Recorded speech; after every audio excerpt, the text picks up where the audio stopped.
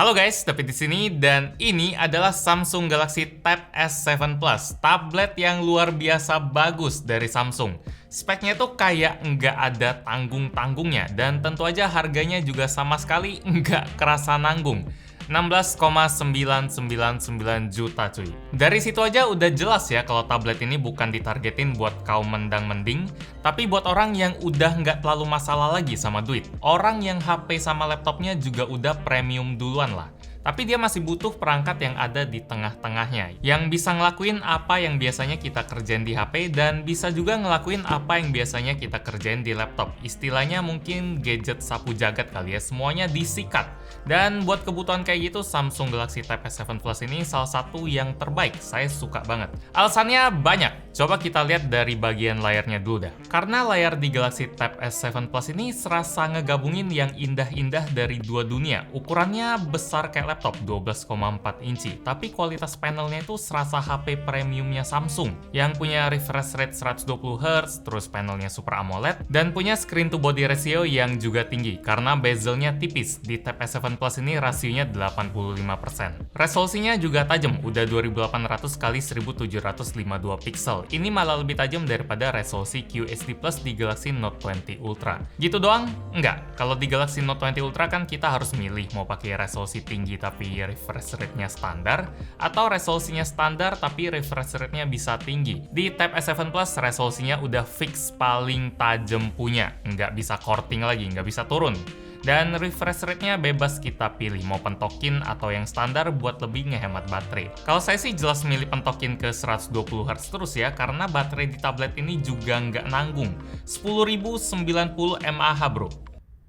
10.090 itu tanggung sih, angkanya nggak bulat, tapi nggak masalah kalau nanggungnya malah lebih ya.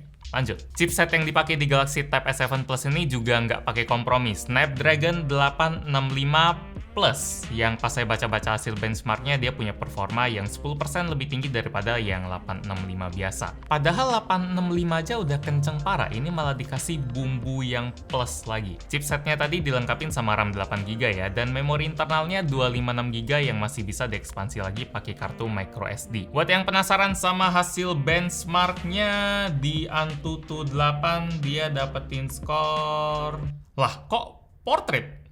Ya intinya ini 560 ribuan, ini mungkin Antutunya yang nggak ngedukung landscape ya, jadi ini portrait. Ini juga saya sekedar tampilin sedikit gimana rasanya main game di Tab S7 Plus ini, karena ya layar yang gede, performa kenceng, lumayan menggoda buat dipakai buat main game, apalagi MMORPG kayak Ragnarok ini. Makin luas makin puas, main Mobile Legends juga kerasa lebih puas pastinya, karena bisa lebih jelas aja situasi lapangannya kayak gimana.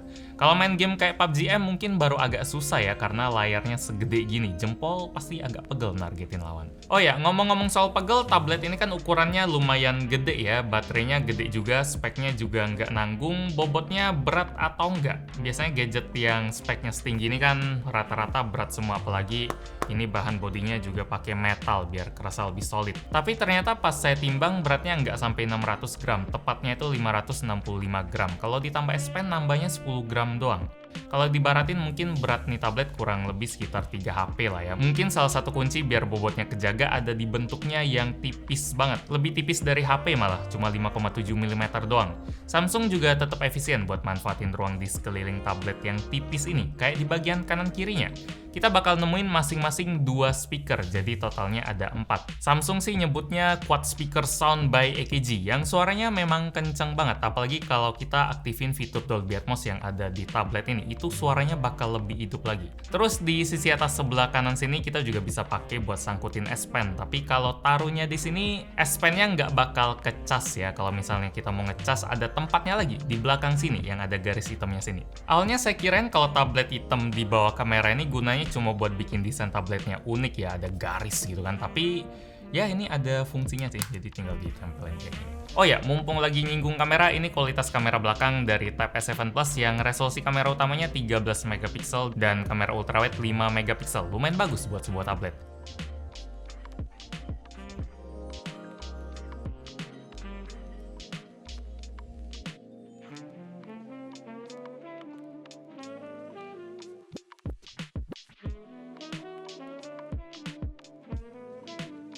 Kalau buat kamera depannya sendiri, saya malah lebih salfok sama posisinya yang ada di tengah-tengah di horizontal kayak gini. Ini saya setuju banget sama Samsung. Biar pas kita lagi video callan atau lagi meeting gitu, posisi kita nggak kerasa awkward karena kameranya itu ada di kanan atau kiri. Enggak, kalau ini dia ada di bagian atas kalau kita lagi pakai mode landscape. Jadi ini posisi yang buat saya paling benar sih, jadi kitanya ada di tengah. Alami. Ya, biasanya kalau kita udah bahasnya sampai kualitas foto bagian kamera itu tandanya kalau video udah bakal selesai ya. Ngebahas mesin yang kenceng banget, udah.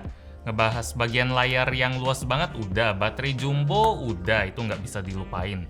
Bentuk body yang kerasa premium tapi fiturnya banyak dan kokoh, udah juga. Terus apalagi ya, kamera juga barusan udah lihat kualitas fotonya.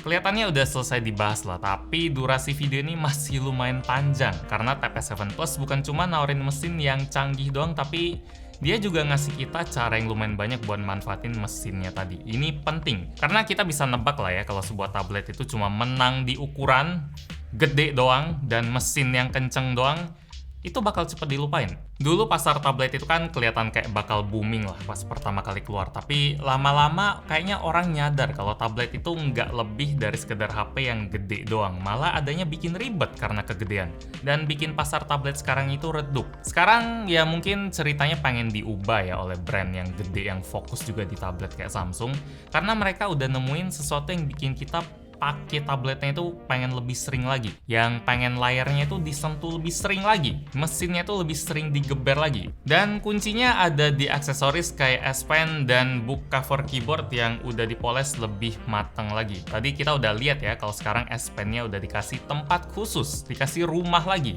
biar kita bisa pakai kapanpun. Kalaupun kita pakai book cover keyboard pun Samsung udah mikirin soal itu dan kasih sedikit ruang ekstra biar S Pen-nya bisa lebih pas. Dari teknologi S Pen-nya sendiri juga udah di-upgrade, sekarang latency-nya udah sama kayak Galaxy Note 20 Ultra yang cuma 9 milisecond doang, biar S Pen-nya itu bisa lebih responsif lagi pas kita goresin ke layar. Terus tingkat sensitivitas tekanannya juga tinggi sampai 4096. Jadi kalau kita goresin S Pen-nya pelan-pelan di layar, garisnya bakal kelihatan tipis. Kalau tekenin banget, garisnya bakal lebih tebal. Ini mirip kayak pensil atau pena beneran lah. Feel nulisnya juga mirip berkat mata S Pen-nya yang kayak kebuat dari karet gitu. Biar pas kita nulis di layar Tab S7 Plus yang mulus ini, dia nggak kerasa terlalu licin, ada gesekan masih kayak nulis di kertas. Itu bikin feel-nya lebih nyata dan bisa lebih stabil juga nulisnya. Pengalaman pakai S Pen di Tab S7 Plus ini jelas beda banget ya sama S Pen di seri Note.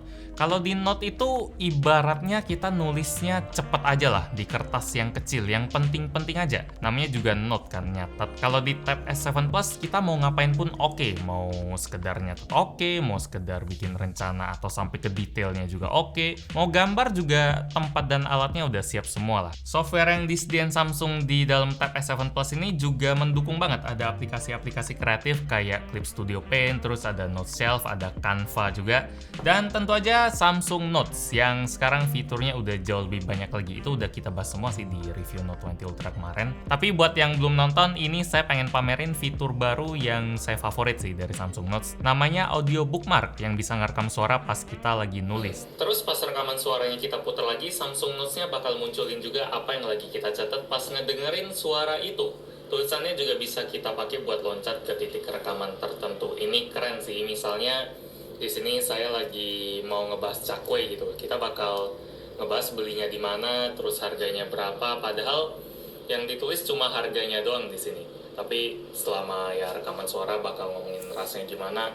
Jadi misalnya kita tekan lagi yang bagian tulisan harga itu, sama ya rekaman suara bakal ngomongin rasanya gimana. Jadi bagian tulisan harga itu bakal balik lagi, membantu banget buat bikin catatan gitu.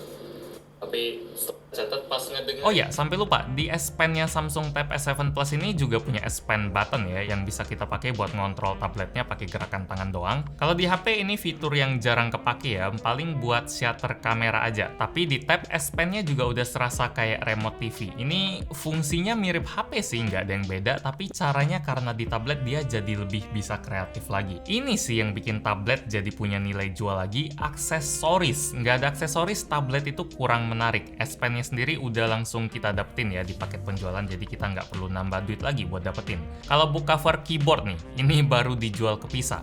Sekarang fungsinya juga jadi tambah luas lagi. Pas kita baru sambungin ke konektor Pogo aja, dia langsung otomatis masuk ke Samsung DeX. Biar feelingnya tuh serasa kayak komputer gitu. Kalau misalnya kita pengen pakai mode tablet, kita tinggal tekan aja tombol DeX yang ada di pojok kanan atas ini. Cuma keyboard ini memang paling PW-nya kalau kita pengen pakai tablet kita itu kayak laptop, jadi pakai mode DeX itu paling PW. Tombol-tombolnya aja kayak udah dimiripin banget sama tombol yang ada di laptop, kayak tombol FN, function, ada, tombol delete, ada, tombol buat matiin touchpad pun ada. Yap, di keyboard ini juga ada touchpad, biar kontrolnya bisa lebih fleksibel lagi, dan dia udah dukung multi-finger gesture juga. Jadi kalau mau pindah app, kita tinggal geser 3 jari ke kanan kiri, mau back ketuk pakai 3 jari, recent app swipe 3 jari ke atas, dan home swipe 3 jari ke bawah. Ini simple, mirip laptop. Jadi Samsung DeX yang ada di S7 Plus ini bukan cuma sekedar tampilannya doang yang tambah mirip PC. Yang taskbarnya itu juga mirip, sampai bisa multi window juga. Ini mirip PC banget lah, PW. Tapi keyboardnya juga sangat ngedukung kalau kita mau pakai ini tablet udah kayak ala-ala laptop. Kesimpulan soal Galaxy Tab S7 Plus ini udah saya ceritain di bagian paling awal video ini ya. Kalau tablet ini punya fungsi kayak gadget sapu jagat yang siap disuruh apa aja, lengkap. Kayak serba bisa gitu lah, karena kita nggak bakal kepentok soal spek atau aksesoris, semuanya udah maksimal banget.